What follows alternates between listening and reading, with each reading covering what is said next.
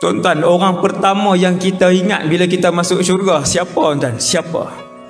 Kita fikirkan ayah dan ibu kita.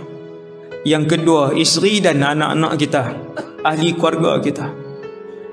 Mencari-cari kita di dalam syurga, yang tu yang akan berlaku. Memang itu yang akan berlaku. Maka bila masuk syurga, kelam kabut kita, hari pertama kelam kabut kita mencari ahli keluarga kita. Apa makna nikmat syurga kalau ibu kita dalam neraka, ayah kita dalam neraka, sedang disiksa oleh para malaikat? Apa makna syurga? Tergamakkah kita suap satu suapan nasi yang sedap di dalam syurga, mak kita sedang dibakar? Kita tak suap, tuan-tuan, kita akan termenung.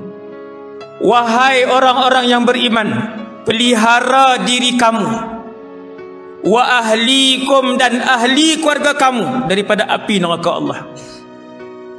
Kalau kamu salat, kamu mesti kerah seluruh ahli keluarga kamu untuk salat.